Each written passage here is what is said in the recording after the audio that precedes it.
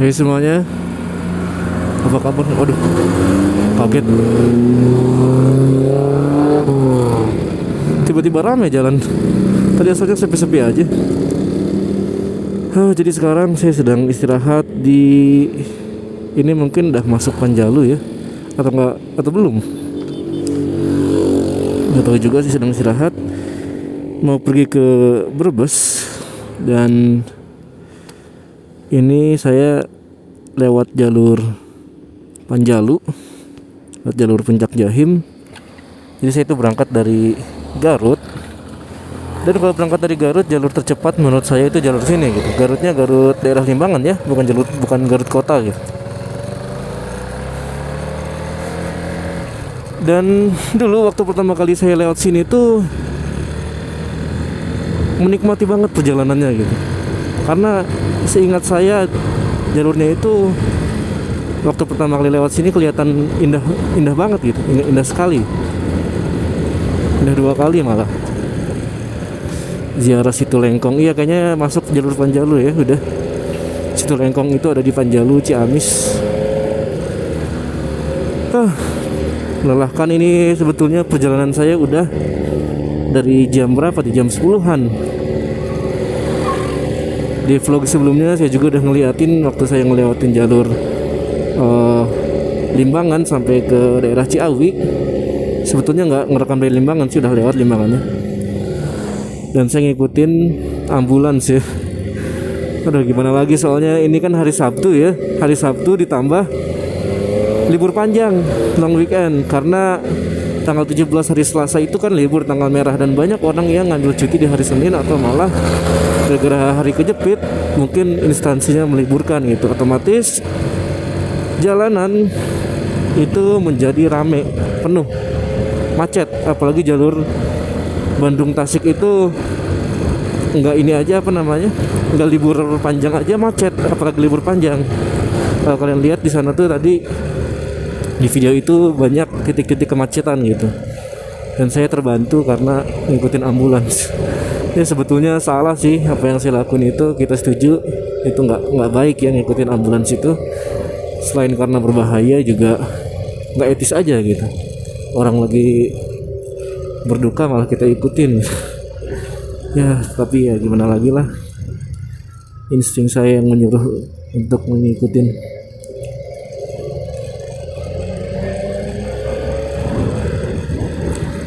Nah ini udah mendekati Puncak Jahim. Di depan, waduh, mendung ya. Di depan mendung. Nggak apa-apa, mendung juga. Biasanya kalau saya lihat Puncak Jahim itu sedang berkabut. Meskipun di sini panas, tapi di Puncak Jahimnya berkabut. Tapi sekarang mungkin enggak sih, mudah-mudahan enggak lah. Karena berkabut juga agak mengganggu pemandangan ya. Agak mengganggu pandangan maksud saya.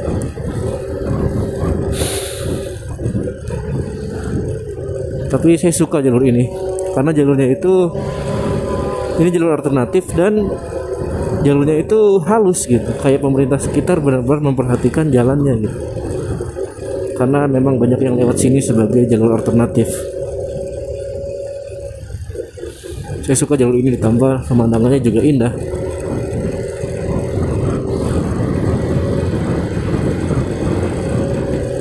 Terus udaranya juga dingin, sejuk gitu.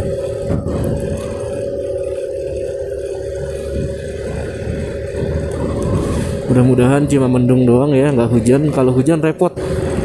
Saya pernah lewat jalur ini hujan beberapa kali, dan itu benar-benar nyiksa ya. Udah jalannya belok-belok, bahaya gitu, licin.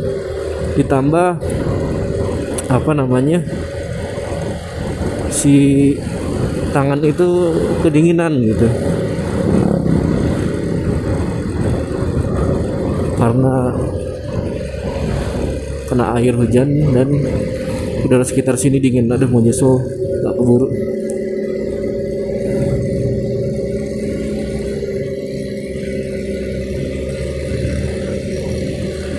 Susul.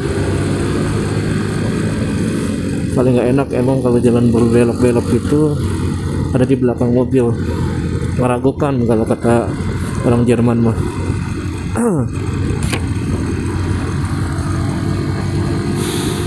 di depan mendung nih, aduh, mudah-mudahan nggak hujan. Hai, kok tiba-tiba gelap? Hai, udah masuk daerah mendung. Dinginnya nambah nih kalau mendung gini tuh, dingin banget. Tapi karena udah siang nggak sedingin kalau pagi. Kalau saya lewat sini biasanya kadang jam 5 subuh pernah, bahkan jam 4 subuh juga pernah berangkat nyubuh gitu. Dan itu dingin banget. Kalau siang gini dingin doang, dingin tapi tetap aja kerasa gitu. Cuma nggak sampai yang gimana-gimana. Supra Bafa nih, Suprafit. Saya yakin sebagian besar orang Indonesia ada yang keluarganya punya motor Suprafit dulunya, atau keluarga Supra deh. Jalur ini rame meskipun ini jalur desa gitu, jalur kampung lewat hutan kayak gini. Bahkan kayak saya pernah lihat ada musang-musang gitulah, binatang-binatang hutan lewat sini. Tapi jalurnya rame gitu. Kenapa? Karena jalur ini tuh benar-benar jadi jalan pintas, jalan potong untuk sampai ke daerah Kuningan, daerah Cikijing, Majalengka dan sekitarnya gitu. Kalau kita berangkat dari Bandung atau dari sekitaran Ciawi. Kenapa? Karena kalau kita lewat Ciamis kota, lewat Tasik itu muter-muter lama, muternya jauh gitu. Kita bisa kehabisan 1 jam lebih cuma untuk sampai ke tempat tujuan atau ke Kuningan itu kalau lewat jalur Ciamis. Sejak kuliah saya udah lewat sini gitu. Waktu saya kuliah di Tasik saya lewat sini, dan sekarang tinggal di Garut saya lewat sini lagi. Karena selain jalannya menyenangkan ya, juga nggak ini gitu, nggak bikin stres. Kalau lewat Pantura itu panas jalannya panas, terus nanti kalau udah masuk wilayah Panturanya lurus-lurus aja gitu, bosan nyetirnya gitu-gitu doang, nggak ada belokan, nggak ada apa, malah banyak truk besar. Dan truk-truk besar di Pantura itu aduh, ngeri lah penguasa jalanan. Kalau sini kan disuguhi pemandangan indah, udara yang sejuk, jadi tingkat kesetresan, tekanan ketika mengemudi itu jauh berkurang. Ini mic-nya agak goyang-goyang, kedengeran nggak ya? Semoga aja nggak lepas kabelnya. Aduh, kalau saya lihat di sana malah kayak yang udah turun hujan ya. Mudah-mudahan nggak hujan, jangan sampai hujan. Karena perjalanan saya masih jauh untuk sampai ke Brebes. Saya mau ke Brebes ini, tapi mumpung lewat sini sekalian aja kita ngerekam motovlog jalur Panjalu. Ya seperti biasa saya agak capek jadi kurang bisa konsen ya. Sisal aja. Meskipun ini kalau kalian lihat marka jalannya nggak putus, jadi kalau marka jalan gini tuh seharusnya dilarang mendahului. Cuma kalau mobilnya lambat gitu dan di depan kosong, ya saya kira nggak ada salahnya juga sih, daripada kita ngantri ngikut belakang mobil malah bikin kemacetan.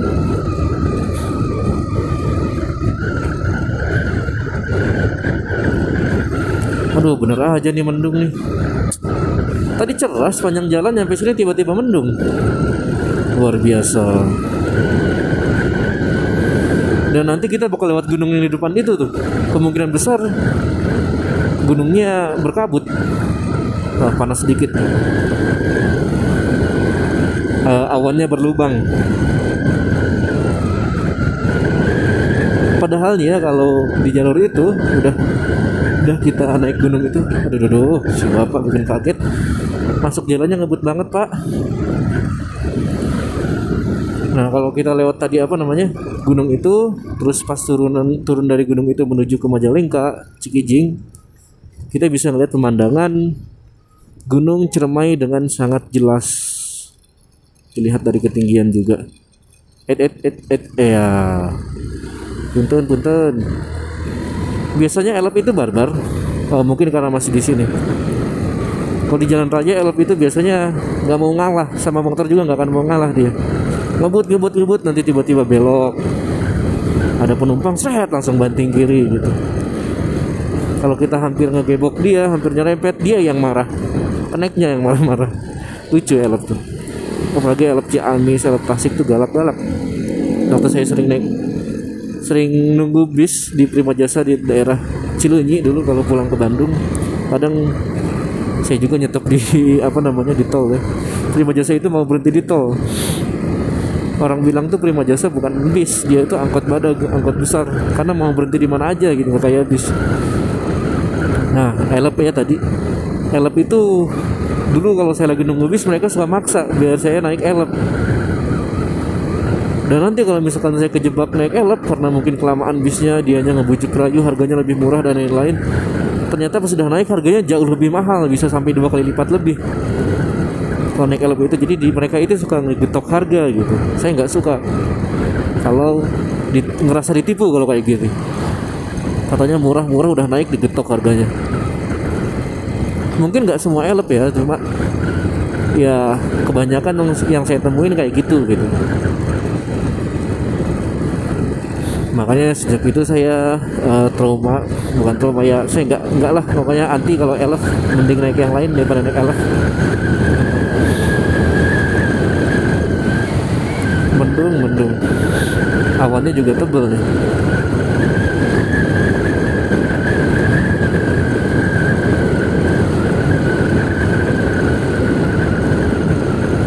Yang perlu hati-hati kalau lewat sini itu karena ini daerah padat penduduk ya, rame. Jadi seringkali ada warga daerah sini yang tiba-tiba masuk jalan atau tiba-tiba nyebrang. Pada emak-emak lagi nyetir motor di tengah, itu biasa kita temuin atau saya temuin di sini, itu biasa. Jadi perlu hati-hati, jangan terlalu ngebut. Cuma ya kalau jalannya lumayan kosong, ngebut dikit gak apa-apa ya, misalkan diburu-buru waktu gitu. Cuma tetap hati-hati karena ini daerah padat penduduk, ada rumah kiri kanan jalan, ada kampung banyak, baru jadi perlu hati-hati gitu. Kalau di depan nanti ada perkebunan, nah udah daerah perkebunan itu agak berkurang warganya gitu, kepadatan penduduknya agak berkurang. Kalau cerah bagus, pemandangannya itu bagus. Cuma ini mendung, jadi mungkin ketutup pemandangannya sama kabut atau awan, nggak terlalu jelas kelihatan. Apalagi saya ngerekam pakai HP ya, HP itu supaya hasilnya bagus. Ini mau belok tapi nyalain lampu sianya telat. Oke. Apa ini namanya? Danau kecil. Kalau HP itu bisa dapat rekaman yang bagus hasilnya kalau cuaca cerah. Kalau cuacanya lembut, mendung, ini agak astagfirullah. Aduh, tas saya dari tadi kebuka, ternyata saya lupa tutupnya. Aduh, untung nggak ada yang jatuh. Dompet ada, semua ada, semuanya ada, aman. Tas saya kebuka dari tadi, terus miring-miring ke kanan, ke kiri selama nyetir. Alhamdulillah nggak kenapa-napa, semua aman. Dompet ada, cek lagi. Ya ada semua. Ya benar. Bahaya ini, penting, krusial. Kalau sampai hilang isinya, waduh repot dah. Pokoknya hati-hati deh sama barang tuh, dijaga baik-baik. Jangan sampai hilang, apalagi jatuh di jalan kayak gini, bahaya. Susah dapetinnya lagi, nemunya tuh susah. Aduh, susah ini naik. Tiba-tiba nanjak. Aduh, mendung euy. Jangan hujan lah, jangan dulu hujan. Tapi kalau sebelah sana cerah ya. Ini emang kayaknya gunung ini tuh ngejaring awan gitu, awannya ketahan di gunung ini.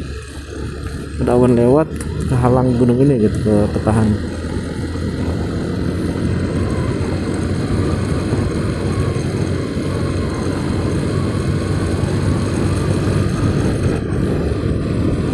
Udah dingin banget di sini, udah mulai kerasa nusuk pori-pori kulit. Ini tadi nanjak terus nih. Sebetulnya kelihatan nggak di kamera? Biasanya kalau di kamera itu nggak kelihatan kalau jalanan nanjak. Nah ini udah agak nurun, udah agak landai.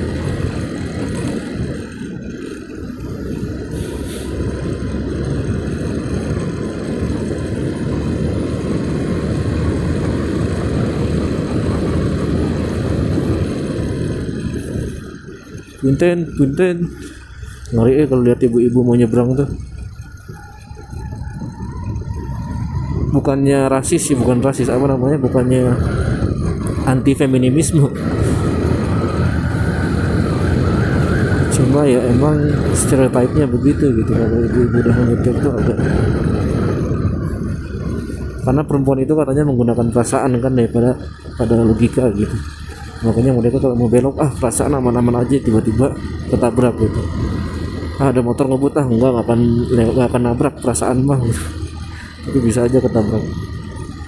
Kalau laki-laki pakai logika, ada motor ya nggak akan mau berhenti, nggak akan mau jalan gitu kalau ada kelihatan ada motor. Nggak semuanya, maaf nih, jangan merasa disudutkan ya. Sambil bercanda juga, ngomong gini daripada diam aja.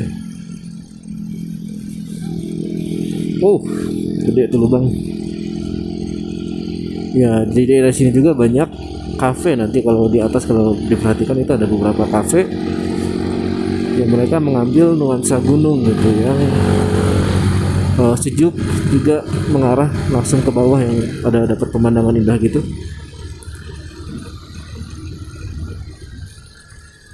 Kafe gunung dengan kopi itu pas banget paduannya. Ada orang. Jadi orang-orang tadi itu mereka belok banget. Mereka di pengkolan kayak gitu, kalau ada mobil besar atau truk gitu yang mau lewat, nah mereka bakal nahan kendaraan dari arah sebaliknya. Kenapa? Karena kalau bis itu lewat, dia bakal ngabisin jalan, bisa jalan di tengah. Buat belok itu dia butuh. Nah, orang-orang kayak gini nih, mereka itu istilahnya ya ngebantuin truk-truk supaya bisa lewat dengan lancar gitu. Kalau truk itu pas belok dia butuh ngawahan ya, butuh butuh ruang lebih. Pas belok itu dia butuh ruang lebih. Jadi nggak langsung tiba-tiba belok nanti keluar dari jalan. Aduh, berat Nah, ini pengkolan kayak gini nih ada orang jagain.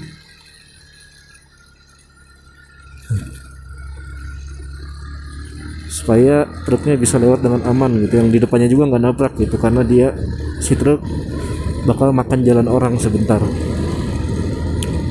Ya saling menguntungkan, biasanya truknya juga nanti ngapain tuh teteh berdua, adik-adik, truknya biasanya nanti bakal ngasih sedikit tips 2.000-3.000 ya, lumayan lah.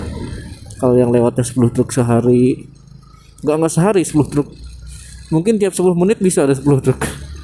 Kalau sehari bayangin satu truk ngasih 1.000 lah, yang lewatnya 100 truk kan dapat 100.000 gitu, dan kemungkinan besar ngasihnya lebih dari 1.000. Saya udah ngelewat jalan ini sekitar nggak nyampe setahun sih, 7 bulanan lah. Jalan ini tadinya jelek, sekarang udah bagus, alhamdulillah. Tapi kok cuma nyampe sini. Mudah-mudahan nggak jelek ke depannya. Lumayan nih, nggak jalannya nggak berlubang, cuma nggak halus, bergelombang gini. Karena ini tuh pakai beton ya, beton tuh susah kalau halus. Ada mobil. Tiba-tiba rame jalannya sempit kayak gini tuh, bahaya. Di sini cerah. Kita udah turun dari gunungnya nih, tadi naik sekarang turun, di daerah sini cerah, mantap. Mudah-mudahan cerah terus. Nah, ini dia Gunung Ciremai kalau kalian perhatikan. Gunung Ciremai diselubungi awan. Dulu saya pernah naik gunung itu waktu tahun 2016 kalau nggak salah. 2016 iya. Jelas banget nih Gunung Ciremai. Ini kurang cerah, kalau lebih cerah lagi lebih jelas lagi. Jalannya nurun banget nih sebetulnya. Wah, Ciremai. Dulu waktu saya naik Gunung Ciremai tahun 2016, sedang kuliah tingkat 2 kalau nggak salah. 2016 atau 2017 lupa saya. Sekitaran itu. Dan itu adalah pengalaman paling buruk selama saya naik gunung. Karena waktu saya naik Gunung Ciremai dulu itu sedang libur 17 Agustus kalau nggak salah. Ya kalau nggak salah 17 Agustus. Dan itu rame banget. Ciremai itu rame. Kalau nggak salah tuh kata yang jaga loketnya, kata petugas di sana, petugas simaksinya, yang naik Gunung Ciremai itu dari beberapa jalur sekitar 5.000 orang. Aduh, banyak banget kata saya itu. Dan apesnya itu pas saya naik sana, dari pos pertama sampai pos akhir tempat bikin tenda itu penuh semua. Nggak ada sisa walau sedikit pun, nggak ada. Celah-celahnya penuh semua. Penuh sama pendaki. Waktu itu saya lewat jalur Apui. Wow, kok jadi bagus nih Puncak Jahim. Oh, jadi banyak tempat foto-foto apa segala macam ini. Dulu kosong di sini, nggak ada apa-apa. Sekarang jadi bagus. Nggak usah belok dulu ya. Nanti aja lagi kapan-kapan. Rame di sana, saya males ke tempat rame itu. Oh, Ciremai. Tadi lagi cerita apa sih? Oh iya, penuh dari awal nyampe akhir pos itu, nggak ada tempat buat ngecamp. Dan pas kita lagi jalan dulu, satu orang dikirim ke Gua Walet buat ngecek apakah di sana ada tempat camp atau enggak. Dulu kita rombongan lumayan banyak ya. Nggak banyak banget sih, sekitar 6 atau 7 orang. Terus pas yang ngecek ke atas tuh balik lagi, nggak ada juga gitu, di atas tuh nggak ada tempat buat ngecamp. Akhirnya kita terpaksa bikin kemah di jalur gitu, bikin tenda di jalur. Yang pas jam 2 malam tiba-tiba banyak orang nendang apa, pasaknya gitu dan talinya, karena makan jalur pasak dan talinya. Dan di malam itu tuh banyak orang yang sedang summit attack gitu, sedang ngejar puncak, berangkat subuh banget. Kalau saya berangkat ke puncaknya habis sholat subuh, mereka berangkat jam 2-an. Itu ketendang-tendang, mereka ada yang kaget gitu. Kita juga kaget yang di dalam, ada yang nendang tenda. Cuma kita kan terpaksa gitu lewat situ, karena nggak ada lagi tempat, terpaksa pakai bikin tenda di situ. Jadi itu benar-benar apa ya, udah nggak nyaman, bikin tendanya miring karena di jalur kan sempit. Dan pas kita bangun pagi-pagi, di belakang tenda kita itu ternyata jurang gitu. Kaget saya. Terbuka gitu, tempat terbuka, ngeri lah pokoknya. Daerah situ tuh daerah terbuka gitu, nggak ada, bukan hutan. Untungnya aman semalaman. Ada satu teman saya itu si Priantoro, pas udah sampai, udah di daerah tenda itu dia bingung, kita semua bingung gitu. Kalau Priantoro dia malah tidur, habis itu langsung tidur dia tuh, si Priantoro tuh. Ya nggak, Bro, dia tidur nyampe situ langsung tidur. Yang lain bikin tenda, dia udah nggak peduli lagi, capek katanya. Terus bikin tenda dulu kata saya, soalnya dingin daerah sini, nggak mungkin tidur di luar tenda. Langsung kata dia, nggak apa-apa, udah biasa, kata dia tuh gitu. Udah biasa dingin gua mah, katanya. Ya udah kalau gitu, akhirnya saya bikin tenda berdua doang waktu itu, sama siapa namanya lupa saya, sama adik-adiknya teman saya kalau nggak salah, atau enggak ya, bikin tenda. Oh iya, sama Luis, berdua bikin tenda sama Luis. Dan Luis ini nggak pernah bikin tenda sebelumnya, jadi sambil saya bantuin gitu, dia bantuin dikit-dikit. Nah udah gitu, udah bikin tenda, si Priantoro masuk, kita semua masuk kan, nggak apa-apa, Priantoro masuk bikin tenda, terus kita tidur di dalam bareng-bareng. Si Priantoro di dalam tuh udah pakai sleeping bag. Dia gemeteran malam-malam, dia doang yang gemeteran sendiri, tek tek tek tek tek, giginya tuh bunyi gitu. Saya bangun malam-malam, suara apa tuh, tek tek tek. Pas lihat muka si Priantoro, ternyata giginya gemeretak gitu, getar giginya tuh karena dia kedinginan. Kan lucu banget, katanya nggak apa-apa di luar biasa dingin, di dalam tenda aja dia kedinginan gitu. Yang lain nggak ada yang sampai menggigil giginya bunyi gitu, cuma dia doang sendiri. Wow, di sini cerah ya. Di balik gunung tadi mendung. Oke, kayaknya kita udah sampai sini aja. Makasih banyak udah menonton. Nanti kita lanjut lagi, mungkin ya kita lihat nanti apakah mau bikin vlog lagi pas menuju jalur Brebes atau enggak. Kayaknya jalannya gitu-gitu aja sih, nggak ada yang menarik. Kenapa saya bikin vlog kayak gini? Karena saya kan nyetir sendirian gitu.